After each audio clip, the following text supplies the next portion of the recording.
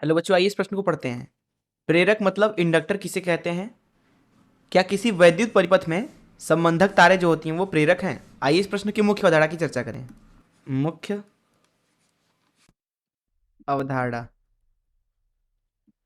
अवधारणा देखिए, मान लीजिए कि कोई एक बंद परिपथ है कुछ इस तरीके से हम क्या करते हैं कि इसमें से चुंबकीय क्षेत्र गुजारते हैं कुछ इस तरीके से और इसको बदलते हैं।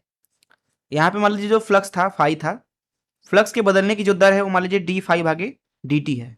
तो फैराडे का दूसरा नियम हमसे कहता है कि अगर किसी फ्लक्स किसी कुंडली से अथवा किसी बंद परिपथ से हम फ्लक्स को बदल रहे हैं तो उसमें विभव प्रेरित हो जाता है। यहाँ पे प्रेरित विभव का मान दिया जाएगा ई बराबर डी फाइव भागे डी टी से, और यहाँ ऋण चिन्ह भी लगाया जाता है। ये ऋण चिन्ह बताता है कि जिस कारण से ये विभव उत्पन्न हुआ है, ये विभव इस तरीके से उत्पन्न होता है कि वो उसका विरोध करेगा, परिवर्तन को रोकने की कोशिश करेगा।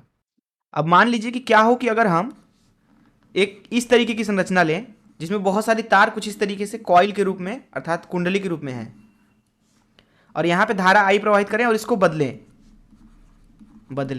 तो यहाँ पे जो धारा प्रवाहित हो रही है उसी की वजह से ये पूरी संरचना से इस तरीके से चुंबकीय क्षेत्र गुजरेगा कुछ इस तरीके से। जो ये चुंबकीय क्षेत्र है इस धारा के बदलने की वजह से बदलेगा, ये भी बदलेगा, जिसकी वजह से यहाँ पे जो पूरी संरचना है उसमें खुद के ही धारा की वजह से चुंबकीय फ्लक्स में परिवर्तन होगा, ये भी बदलेगा। जिसका मतलब यह है कि यहाँ पे विभव प्रेरित होना चाहिए और वास्तव में होता भी है। विभव जो यहाँ पे प्रेरित होता है उसका मान लिखा जा सकता है कुल फ्लक्स में परिवर्तन जो भी हो रहा है समय के साथ किसी भी क्षण टी पर। दरअसल इस प्रकार की युक्ति को ही हम कहते हैं प्रेरक।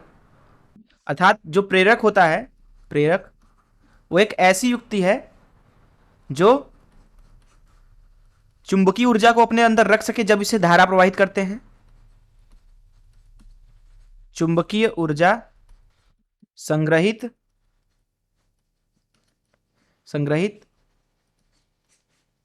कर सके,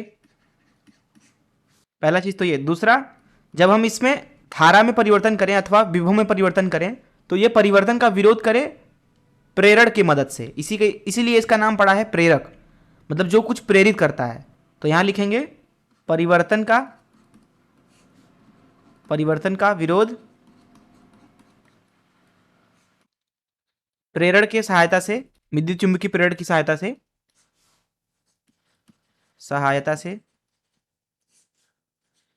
करे। और ऐसा ये क्यों करता है? लेंज के नियम के वजह से, लेंज के नियमानुसार।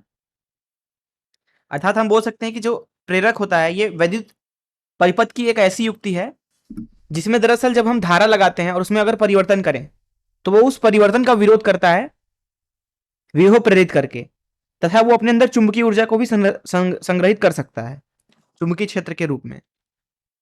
तो इस मुख्य आधार से अगर इस प्रश्न को हल करें तो प्रश्न में हमसे प्रथम भाग में पूछा जाता है कि प्रेरक क्या है, तो उसको यहाँ पे समझ लिया हमने मुख्य अवधारणा में।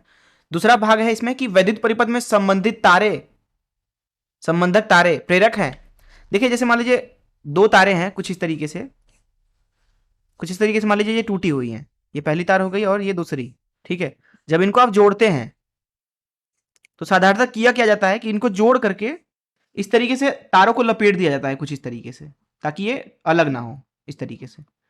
अब धारा तो इनमें भी प्रवाहित होगा, तो ये संरचना बिल्कुल ही इस तरीके से दिख रही है, कुछ इस तरीके की संरचना जिसमें धारा भी प्रवाहित होगी। तो बिल्कुल जो संबंधक तारे होती हैं वो भी प्रेरक हैं। मैं आशा करता हूं कि आपको इस प्रश्न का हल जरूर समझ आया होगा। धन्यवाद।